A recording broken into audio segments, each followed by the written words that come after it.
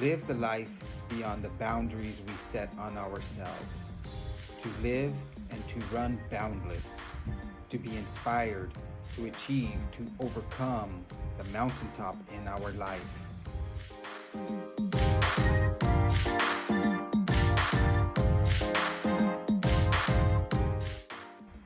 Embrace the journey, become boundless.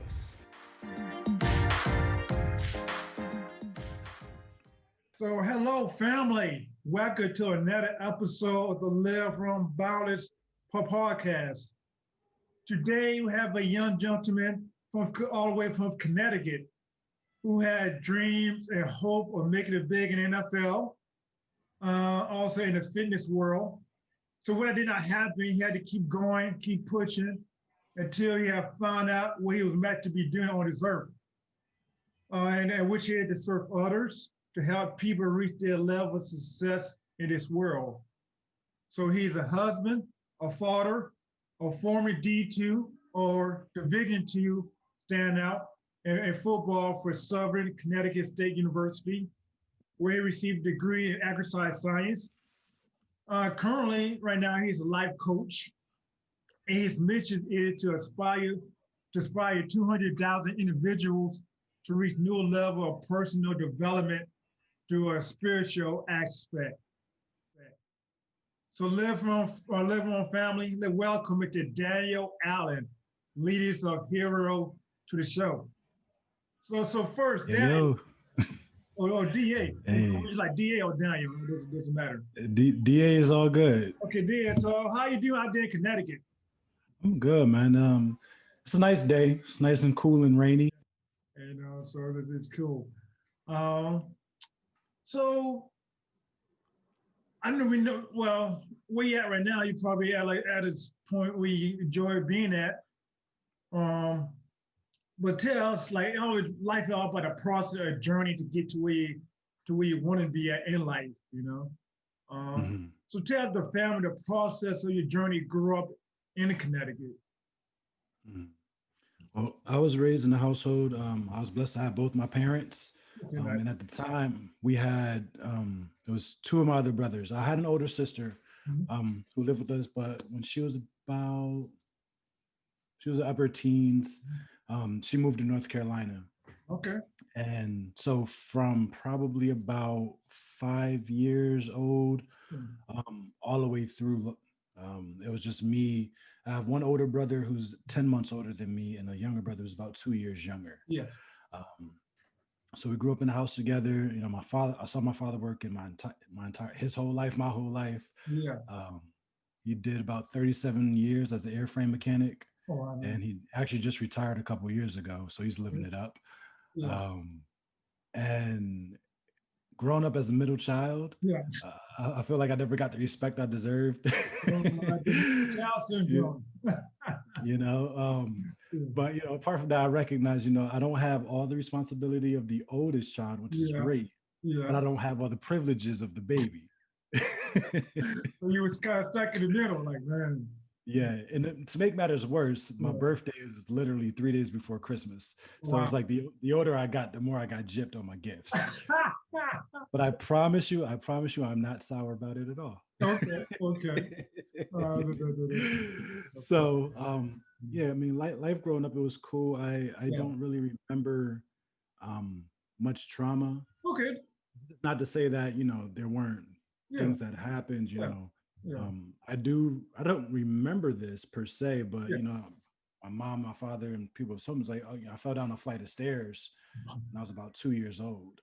Um, but thankfully, that was about the most trauma I had Okay.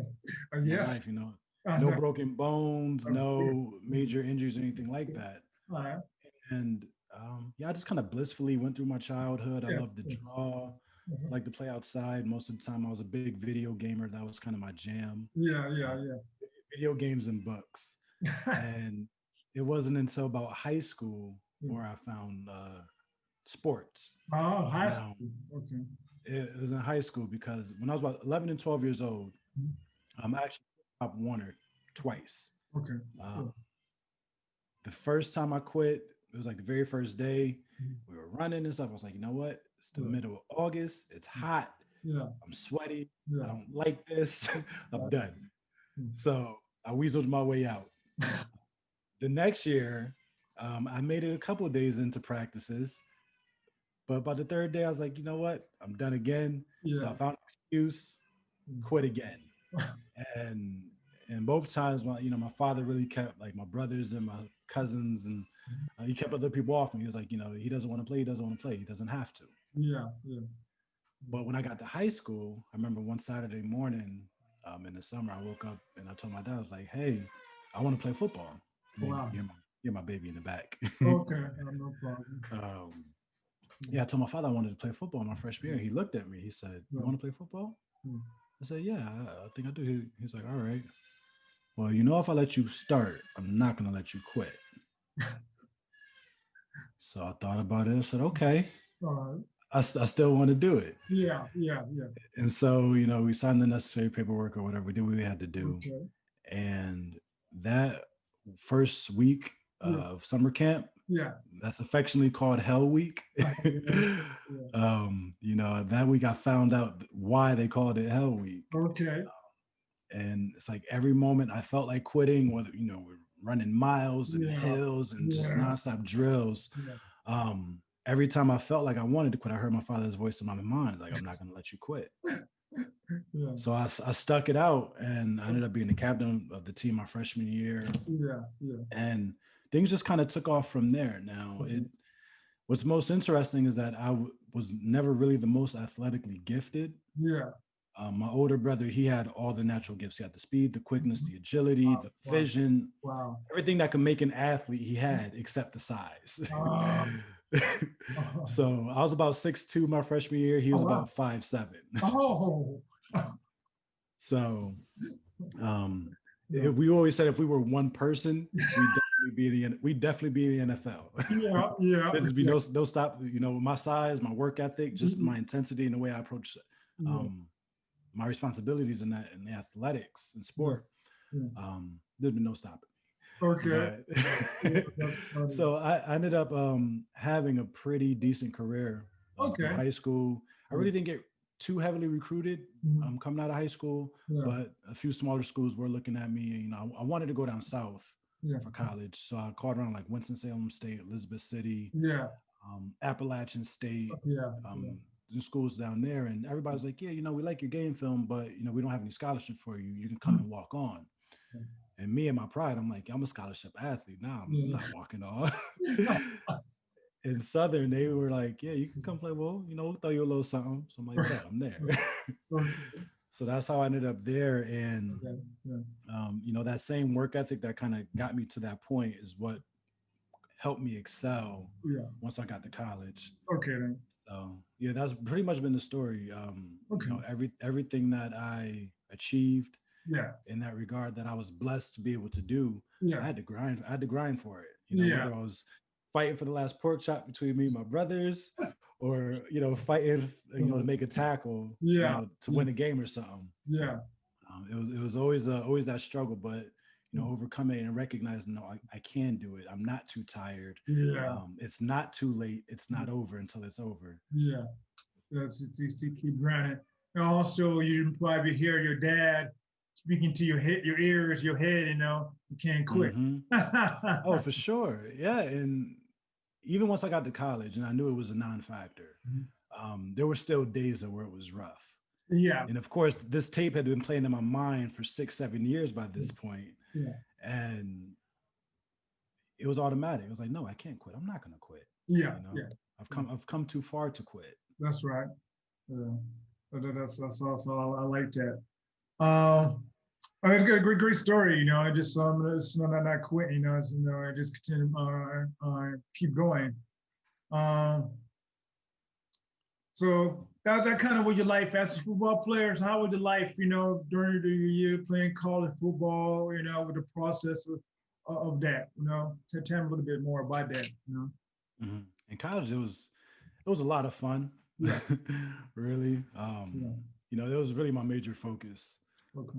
When I got to campus, I think I had originally enrolled as a philosophy major, but Wow. very quickly realized that there weren't going to be many career options, right after undergrad. Okay. Um, as a philosophy major, I was like, okay, you're going right into grad school, and you got to continue on to Yeah. get your doctorate and be a teacher somewhere or something. Yeah. Yeah. And so rather quickly, I said, okay, that may not be my path. So I sat down with the course catalog, saw exercise science. So like, oh, it's a perfect mix of, two worlds I'm very interested in. Yeah. Yeah. Um, and so that was but that was very secondary to me at the time. Yeah. And in college, the biggest obstacle for me was really overcoming um, a lack of size at that level. Yes. Um, so naturally, genetically, I'm a very thin individual. Okay. Yeah. The only reason I do carry the weight that I do is because of my history in the weight room. Okay. Yeah. If it wasn't for that, I'd probably be a buck 85 soaking wet at 6'5". Oh, But from years under the bench and squat and doing yeah. all those things, Yeah. my body did put on a solid amount of mass, and Okay. now I have a healthy weight. Oh, yeah, that's good. So, but yeah, it was really just all lessons Yeah. and focus for the most part. Yeah. Yeah. Focus and discipline. Okay. Recognizing that there's a goal, there's a mission, Yeah. and that it's not going to make itself happen. Okay. Yeah. Because we could talk day in and day out about going to the national championship, winning this game, being this Yeah. team or being that team. But if we're Yeah. not putting in the work in the Yeah. off season, Yeah. that's where the games are won. Oh yeah. Oh yeah. I agree. I agree. Yeah. And just recognizing that I hardly came home, although I lived 30 minutes away. Wow. Like winter and summer breaks, I stayed on campus and worked so I could work Wow. out and lift. Wow. Things like that. And it's just to keep my mind focused because I did have the goal of making it to the NFL. Yeah. And although I had teammates who looked at me and was like, yo, you playing a small Division II school, you're not gonna make it to the NFL. I was like, okay, watch me. Yeah. Definitely. And so Get that mindset. Yeah. yeah, so aside from like wanting to prove them wrong, again, proving it to myself that no, I can do this. Yeah. That's what really drove me. And Yeah. I remember my defensive line coach looked at me one day and he said, my concern for you isn't that you're not going to work. He's like, I know you're going to put in the work. I know you're going to work hard. Mm-hmm. My concern for you is that you're going to burn yourself out. And I don't think it ever happened. And for that I'm grateful. Okay. But I think that's just a testimony to the type of work that I was willing to put in, that even in the summer when there was like no scheduled workouts, I would still go out with the single man sled and just work on my get offs and my hand placement. And that was just the type of player I was. Okay then. All right. Oh, that's crazy. You dedicated to your craft, becoming better, and no off season for you, yeah. I guess it's easy for you being so close to home to go home, chill with the family, your friends, and things like that. But you had to go, you had a mission, and so you're willing to sacrifice, your downtime, to put into work. Definitely, yeah. Championships aren't won from the couch. Yeah, yes, yeah, absolutely. So reading your blog, I guess what I'm going to ask you, how do you make up for your lack of size and strength to excel in football in high school and college? Well, you kind of like went over that with the training and stuff like that, right? Yeah, a little bit. Yeah, it was pure hustle. It was pure hustle. What I again, one of the things my coach would say is like, if you're gonna make a mistake, make the mistake at going 100 miles an hour. Yeah. It's like you can get off the ball and end up in the backfield. Yeah. That was great. Are you where you're supposed to be? Maybe not, but you might have messed something up that the offense was trying to do. Yeah. And I find that in life, it's a lot of the same. We can like kind of tiptoe through situations and kind of look around every corner for danger or for a misstep. Yeah. But when we're worried about making mistakes, is probably when we're most likely to make a mistake. Yeah. Yeah. You know, we have to learn that the mistakes aren't going to end us, but all they're going to do is give us information that we can take back, reevaluate ourselves, reevaluate what we're doing, Yeah. and then proceed. And now we have a higher chance for success. Yeah. But if we never really get out there, Mhm. you know, nothing's going to happen. Yes, absolutely. And so especially my first couple years in college, you know, Yeah. I was just all over the field all the time, even on light practice days. Yeah. You know, I remember a Yeah. lot of the juniors and seniors were very frustrated with me because Yeah. even on days we're supposed to have easy practices, also, you know, 100 miles an hour, like all the time. And I was like, yo, yeah, you got to chill out. Yeah. Oh, that's great. Um, so you excel at college football with a standout. So what was that feeling like, you know, being like a standout at your school, you know, being one of the best and football player at your school? What was that feeling like for you? I mean, it felt good, but I knew it wasn't the goal. It wasn't the Okay. goal just to be the best at Southern Connecticut State University. Yeah. But for me, the goal was to make it to the NFL. Yeah. Yeah. So in order for that to happen, you know, I would have to be the best on my team, the best in my conference, the Yeah. best in my region, Yeah. one of the best in the nation. Yes. And from that place, find a way to kind of crack the I guess the upper echelon Yeah. of talent, because I think as far as like uh, school ranking goes, where my school falls like on the Division II scale, Mhm. would have been on the lower tier end. Like, you know, Wow. we weren't even like in one of the top divisions in Yeah. D2. Yeah. So just getting through D2, and then in comparison to all the Division I programs that Yeah. have the resources, who have the coaching, who have the nutritional plans, who Yeah. have the, you know, they have everything that's working for them and the exposure. Yeah. Yeah. You know, they have all of that. I would have had to, you know, work super, super hard here Yeah. and then some more just to kind of get in the picture. Yeah. Yeah. Yeah. So, yeah, being the best at Southern for my time there, being one of the best, yeah, it was great, but it was never something that I put too much, Okay. I never put too much value into. It was Yeah. just like, okay, that's what I'm supposed to do. Yeah. Okay. Um, so after a successful collegiate football career, you pursued a dream of playing in the NFL. So what happened to that dream? I let it go willingly. Okay. You Willingly know, you let it go. willingly I let it go. Okay. In spite of all the voices in my head that would say, I told you weren't going to do it. I knew you couldn't make it. You know, the negative self-talk from myself and hearing the voice from others. Yeah. I consciously made the decision to let it go. And the way that came about was the summer, well, the winter after my final season. So my final season was in the fall of 2010. Okay. And so it was like 4 or 5 days after the season, I'm like, okay, if I'm going to the NFL, I'm going to need an agent. Yes. And what I did, I found a website that had about 120 agencies for sports, for athlete representation. Yes. And so I printed the list out and I called, emailed, sent videos to probably about 115 of those agencies. And of the 115 I contacted, say like 30 of them got back to me. Okay. And out of the 30 that got back to me, 25 said, no, you know, we're not going to work with you.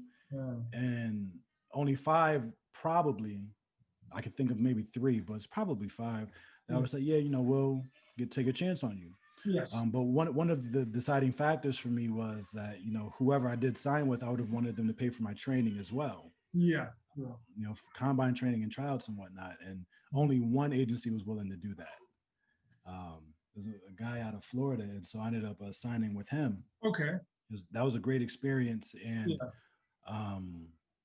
so he was, you know, flying me all over the country for tryouts and different combines, and one of them was the NFL developmental player combine that they have regional tryouts all over the country, and then they would have like the main national combine in Detroit. Yeah. So we found out about it like a week before the last tryout was, the last regional was, and that was in LA. So we ended up going out there. I ended up flying out there. Great experience. Qualified for the national combine. Oh, nice. Went there as well. Met a bunch of great people. And actually, a few of the guys I met there, I'm still in contact with today. That's awesome. So yeah, it was really cool. Make lifelong friends, Oh on a yeah. 2-day trip. Yeah, you can take that else away from that to make the connection Uh-huh. with people. Yeah, that's what it's about. Yeah. So between like those tryouts and everything like that, I was also looking at arena teams. Okay. And so the way the arena team trials work, you have to fly out, you have to put up for your own hotel and everything. Okay. But you get to practice with the team for 3 days. There you And if go. they like you, they keep you and you stay. If not, you go back home. Yes. And so I was out in San Jose, Mhm. trying out for the San Jose SaberCats. And Yeah. probably like from the day I stepped out on the field for practice, Yeah. I felt like I knew I wasn't going to make the team Mm. because there was another kid there who played at Fresno State. And the defensive line coach was kind of like all over him. Really didn't give me much attention. Mm. And I was like, you know what, whatever it is, what it is. I wasn't that. I still did what I had to do. Yeah. But probably, I think it was the second day I was there during probably the kickoff period during practice. It was a beautiful, clear day in California. Yeah. Perfect earthquake weather. Okay. And I was sitting there, and the airplane is flying overhead, and I remember as clear as day, I had the thought. I said to myself, "What am I doing with my life? Mm. Like, life is more than just this game." Okay.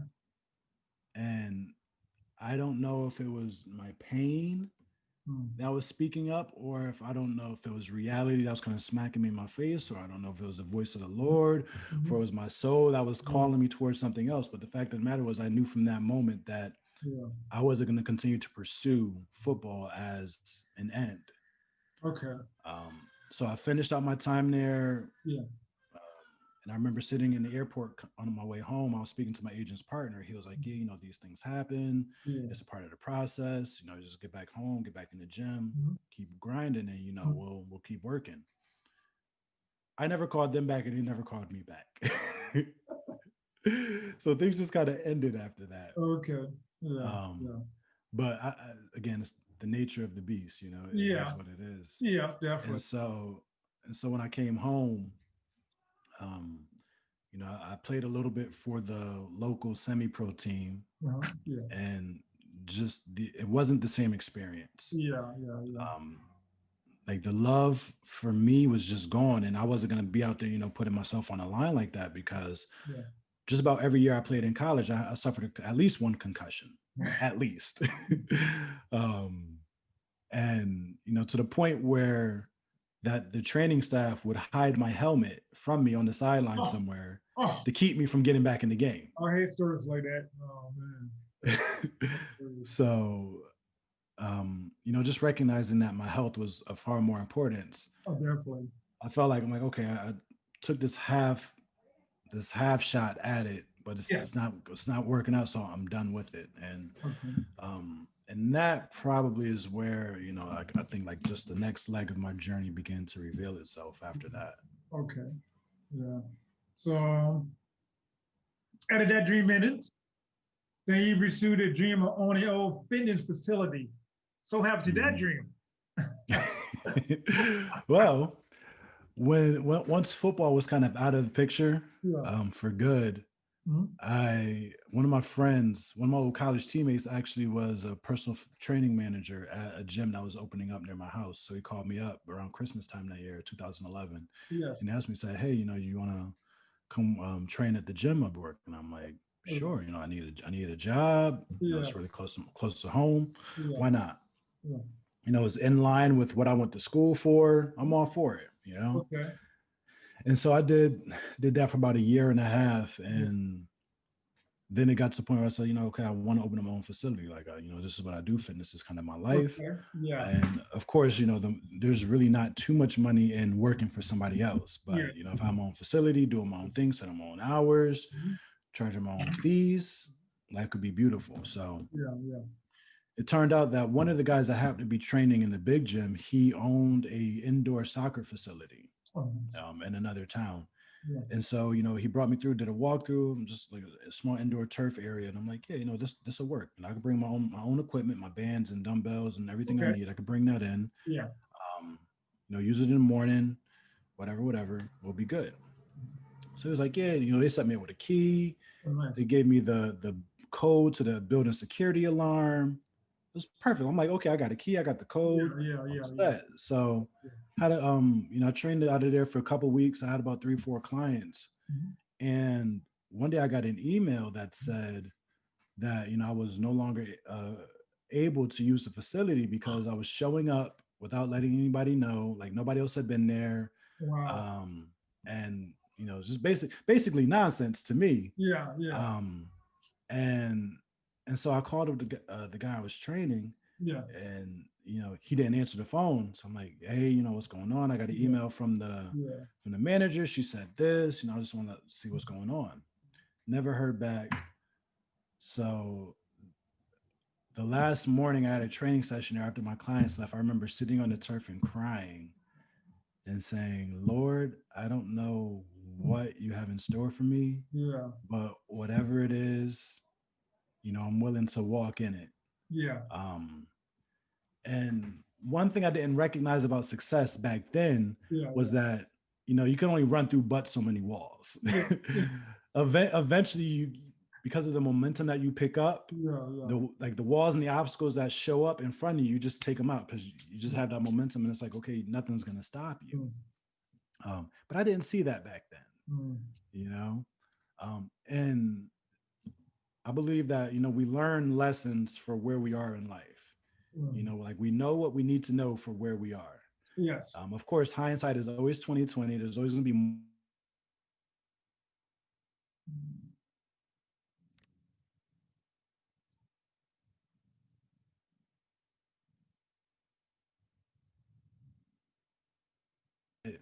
if this isn't gonna work out, Yeah. then whatever is next, I'm just gonna find out as I keep walking. Mhm. It was particularly tough because I had just gotten married in Yeah. 2012. And toward the end of the year, we found out my wife was pregnant with our first child at Wow. the time. Yeah. And I needed a job. I was still kind of at this gym, and Yes. we had moved towns, and there was another gym that was closer. So I'm like, okay, well, I'm gonna switch gyms. Mhm. And it just didn't work out. Lines got crossed. Communication was never really carried out. I'm thinking that I was gonna be transferring, so I stopped working over here. And Uh-huh. then I found out, oh, nobody ever called. So I'm like, you know what? Yeah. Forget that.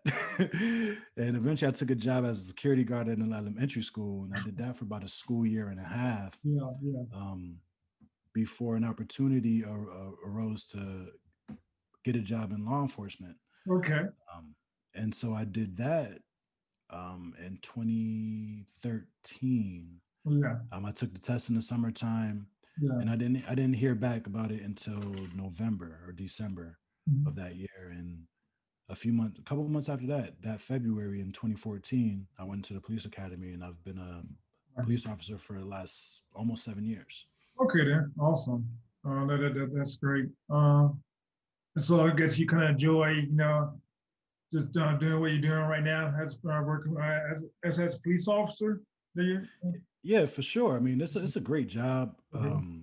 For me, it's the interaction with people Yes. that's what counts. Okay. Yeah. Yeah. Definitely. You do Like, being helping people, serving. Yeah. yeah, and although I may not get to help as many people as I would want to day in and day out, the Yeah. fact that I get to do it at all is still a blessing. Yeah. Yeah. So Definitely. I don't knock it, but I do recognize that Mm. I have more abilities and more desires Mm. to use my gifts in a fuller capacity, and that's why I started life coaching. Okay. Yeah. So life coaching. So going through all of that, that process of your life, and in 2019, you had that breakthrough moment for you. And like that light bulb like moment, I like to say, where I Mm. had a light bulb moment to do something new in your life. So how that came about? Well, it was last December actually, and my Yeah, son. December. It Mhm. was last December 2019. was walking through the kitchen and my son looked at me. He was 6 at the time. Yeah. And he says, Dad, when are you going to retire? I'm like, well, if I retire, how are we going to eat and Yeah. keep the lights on? He's like, well, you could do your business from home. Yeah. So I was like, okay, I think you're right. Like, Okay. okay, I will do my business from home. But I didn't know what business I was going to do. Yeah. And a couple hours later, came across an Instagram ad for a 4-week online t-shirt boot camp. Okay. And the premise was, at the end of the boot camp, you have your own online apparel, like t-shirt store up and running, Yeah. running ads and all of that. And Okay. sure enough, in 4 weeks, I had my store up and going. And Oh wow. so I was designing t-shirts, through Nice. little apps on the phone, and Yes. it was cool. And I thought, as I began to think about it, I'm like, okay, what other gifts and abilities do I have? What other things have people affirmed me in? What else do I like to do? Yes. And, the things that I've always been good at has been public speaking. Okay. And I enjoy having deep conversations with people. Yeah. And several people in my life have asked me, it's like, hey, have you thought about being a life coach? Oh, nice. 6 years ago, I didn't know what a life coach did. Yeah. But this time around, when those thoughts came back, I actually looked into it a little bit. I came across some other coaches and had some conversations, and some directed me to some resources. And once I found out what it is that coaches do, and once I actually coached others, like legitimately, not just having like a friendly conversation, I recognized, like, I feel like I was built for this. There are very few things that we do in life that brings us such pure joy for the sake of itself. Yeah. A lot of times we know how people do. They take jobs simply because they pay well. Oh yeah, definitely. They take jobs because their parents worked at this particular branch, or we always do things because it may benefit somebody else, or somebody else will feel like somebody else will feel happy because we did this thing. Yes. When inside of ourselves, we're not really gaining any benefit. Not saying that we should do things solely for our own benefit. However, what I am saying, we don't have to ignore what our heart's desire is, like those things that truly bring us joy. Yeah. Because when we're operating in that capacity where we're joyful about what we're doing, everybody we contact in that capacity is blessed. Yeah, definitely. Simply from our joy. Yes. So man, when I started coaching, I was like, yo, this is it. I want to do this for the rest of forever. Okay then. Awesome. That's great. I like that. All right. So tell us the family about just a little bit about leaders or heroes, or the Heroes Institute. Yeah. So the Heroes Institute at this time, it's like my blog, my home base. Okay. Really just where I put out written content. I may add video content to it later on, and I was going to use it as well just to have information about coaching, about how individuals can get in contact with me. Okay. But for the most part, it's a written creative outlet, because one thing I recognize is that I don't want to limit myself and my gifts to just public speaking or speaking in general. I recognize I'm a communicator. Oh, yes.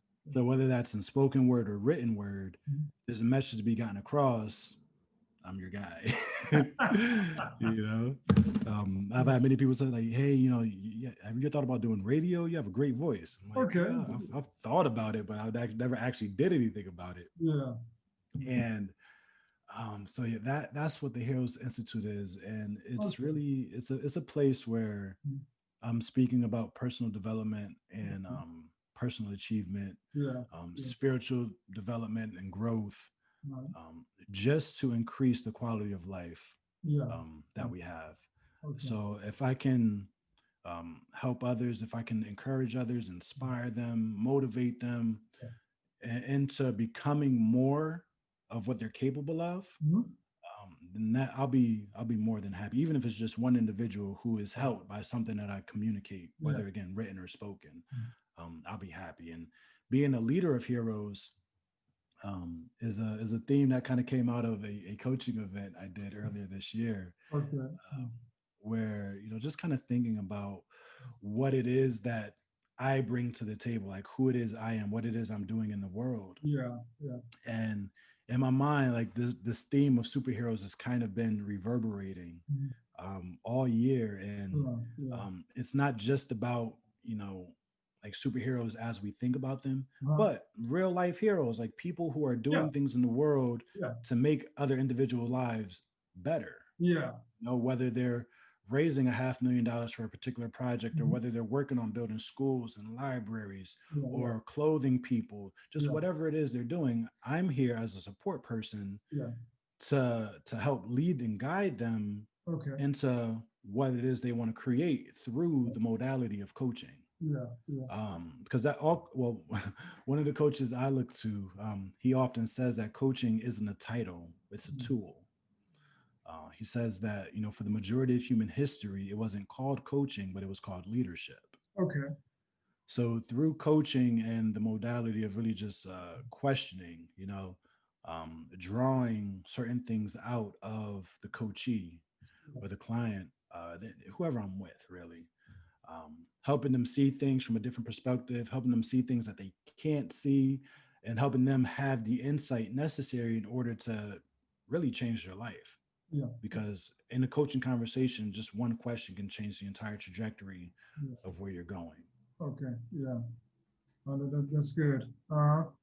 Define your purpose, and what you want to do out of life, that's a big thing, to Hmm. find a purpose and music to serve others.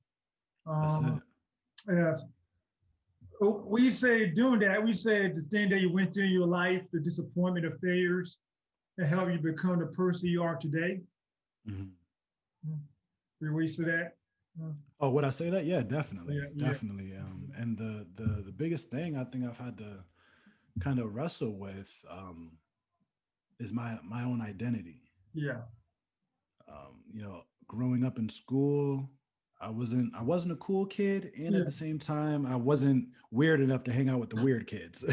Uh, So I would kind of float back and forth in yeah, this no man's land yeah, of, well, nobody really wants to hang out with me, so I just yeah. kind of go where I can at the moment. Okay. Um, and even like once, you know, in college, although I was a football player and I had, you know, my teammates and stuff, I still had very few like friends. You know, Yeah. one of my closest friends, and we're actually still very cool to this day, was my Mhm. roommate. Um, and but it's like for a lot of the time, you know, he kind of did his thing, I did my thing, Yeah, you know. yeah, And even now in life, you know, we're all professionals now with with our own lives, so it is a bit tougher to hang out and do things like that. yeah. But in finding out who it is that I am, Mhm. who it is that I was created to be, who it is Yeah. that, you know, God put me here to be, Okay. not falling into the assumptions and the expectations that others place on me. Yes. And I did that for a while, you know, and being a jock, you know, I played that role for a while, Yeah. and being the authority figure, whether it be in college or, you know, as an adult working in a police department, you know, I've Yeah. kind of played that role in Mhm. various capacities, failing to realize that I don't have to wear the expectations of somebody else to please them. Like I'm the one who has to stand before God, and I'm the one who has to sleep with myself at night, in the actions that I do, Yes. and whatever the circumstances are that I create. Mhm. Like I'm the one that has to be responsible for that. So Yeah. if we're gonna have to be responsible for what we do anyway, Yeah. then why not fully own who it is that you are? Yes. You know, like from like your core, like who it is in your soul that you are, not what society says you should be, not who your parents want you to be, not who any of these other external influences are like impressing on you. Yes. It's like we each have our own individual way of expressing ourselves and being who it is that we are. Um, you know, my mind goes back to this scene from the Avengers Endgame, Yeah. when Thor is speaking to his mother. You know, spoiler alert if you haven't seen it yet, it's been over a year, get on Yeah. it. I But know. he's having a conversation with his mom, Yeah. Yeah. and you know, she tells him, she was like, you know, did you fail? Yeah, but what does that make you? human. And Thor says something like, I just want to be like good at, I just want to be who I'm supposed to be. And his mom looks at him, it's like, we all fail. Everybody fails at who they're supposed to be. She's like, it's time for you to be who you are, Yeah. and he had put all this weight on himself from, wanting to fit this standard of, Thor, the god of thunder, and, lightning coursing through his veins. And, he had to be the one to step up and save everybody. But, after the whole issue in Infinity War, after everybody lost, he just kind of fell into this deep depression. And it's like, you know, that's why you're here now, because you're wearing everybody else's expectations of you. Yeah. And so, the way he came out of that, his mother told him, like, yo, be who you are. Yes.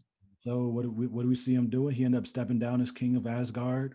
And now he's running around with the Guardians of the Galaxy in the MCU. So I think we all need, it'd be great if we could all come to like kind of that place where we say, I'm not going to be who I'm supposed to be, but I'm going to be who I am. Okay then. And recognizing that who we all are, ultimately involves contributing to the benefit of others. There are individuals who feel selfish, who feel very self-serving, but nothing in nature gets very far being self-serving. It's all a cycle. It's all very reciprocal. It's all very give and take. And the individuals who are out to get for themselves, they may get for a little while, but they're not going to get for long. Okay. But the ones I recognize who really have the real long-term success are the ones who are out here giving, who are out here serving from a real heart of love for the sake of serving and loving. Yes. Okay, I like that.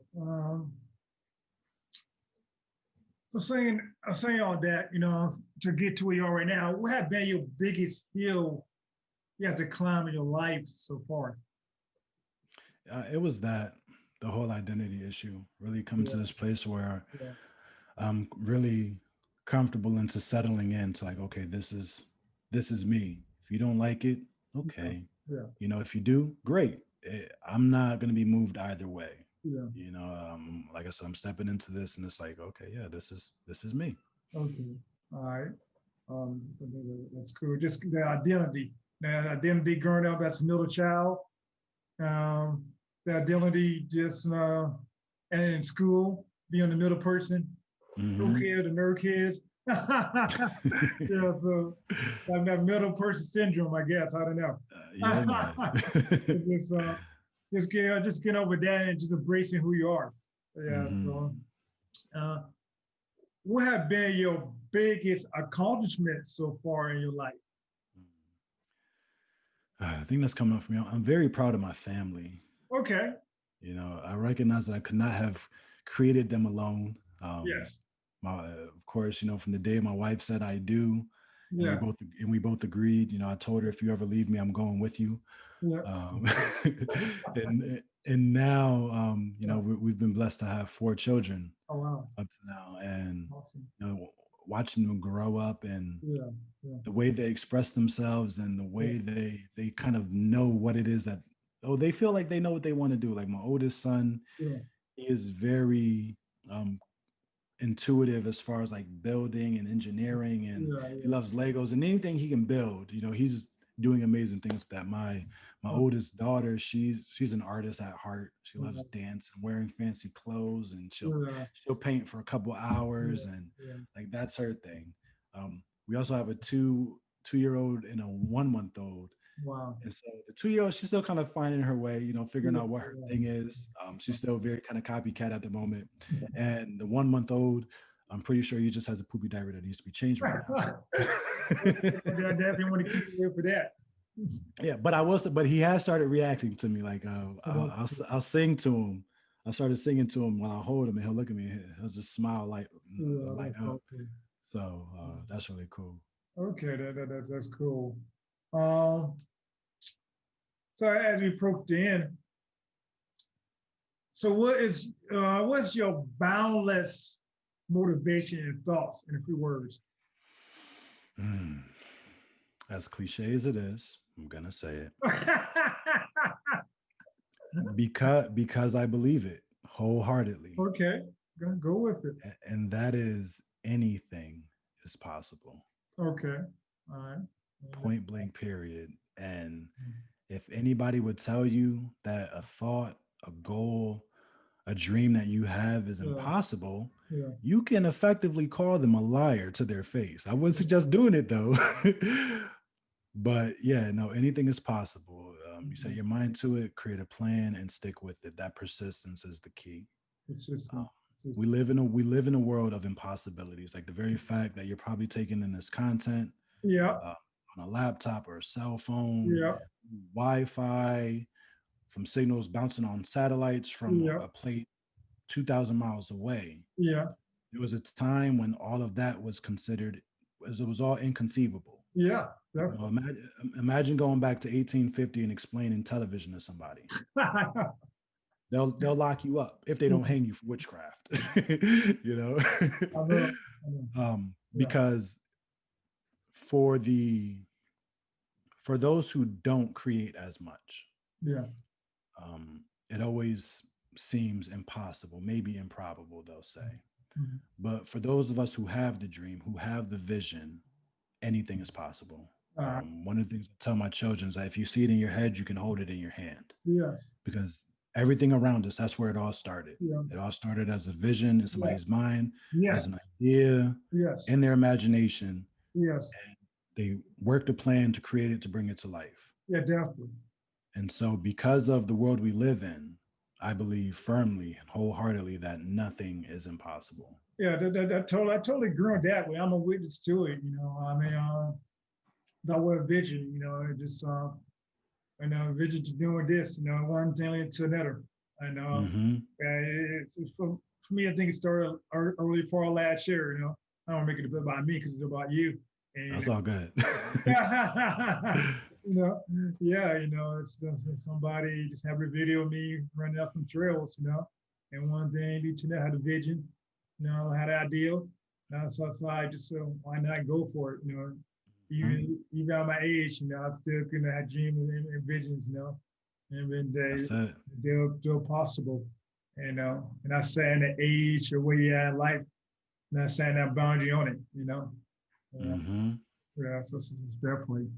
Yeah. So uh, with that, now I was going to end while I read your bio over again. At the end of your bio, what leaders a hero and reach over 200,000 people. That's a mission of yours to reach.